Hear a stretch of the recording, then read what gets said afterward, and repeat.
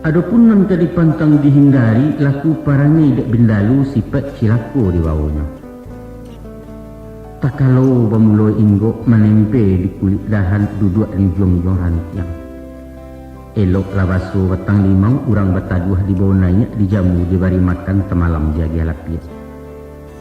Dek lamu lambek menumpang mulai berpucuk saledau. Yan hari bertambah rimbun urek menjala-jala juo kini melilit mengulampai. Akhir kata sudahan kalam. Nyobaran tiang badan rampak, badaun berbunga kambang batang gampa urek mencakam. Kalahlah nanasa dan tiba. Kini limau tinggal junamu wujudnya nyato lah bindalu sumpah bagumam batangguangkan. Jauhkan si pek nan itu nak gadang lah doso mudaratnya. Tahu-tahu hidup menumpang. Awak buliah urang tak rugi. Usah kalamak di awak surang cadiak buruak rumah namonyo licik kata orang subarang. Biagi hati bahkan dak jantung dan bak ulando minta tanah. Buruak laku jahit perangai akak ciluah busuk panganannya tak lain menyayang.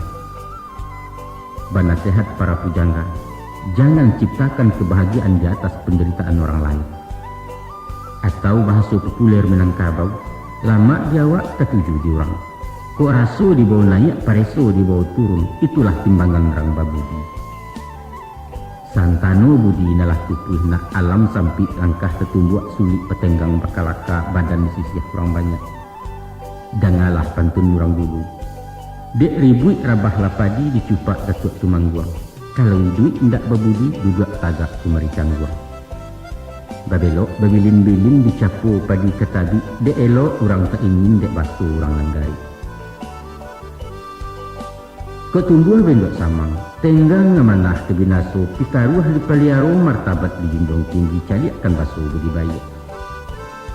Ijan semantang orang lah picayo awak kuli di sangkotoke, baa talatia ujung jari yang latadah dan cangkiah. Nyampang anak hidup di rantau, agak-agak di kampung orang. Bumi dipijak usah lambang, lalu itampuah jan bariak menyamuk indak mengaruhi. Turutkan nada carosinan isi cupaknya nanta tagak tiru bagian nanta kambang. Kok bakato di bawah-bawah, usah pengih je penggisia kecek mekue cek jantan. Lah nyato si pontong tak bajari cincin nameh berparagokan. Urang lah mati ndak makan rimah disapu kailaman pantangkan bana kunakan buang. Membunyikan TV jo radio, usah sehabis-habis putar. Tenggang sebalah menibalah. Mungkin anaknya baru lalu tagaduah orang sedang damang pikiran sama-sama ibu. Semantang awak naik onda karena lah orang jalan kaki. Karena potong indak mamba anak nan bedo kabut di belakang bunyi knalpotnya namanya Yesus. Kesimpulannya, walau bindalu nan tatuduah ambil ibarat dia tibar, usah menari teh bangkai ayah tak suku tentang itu.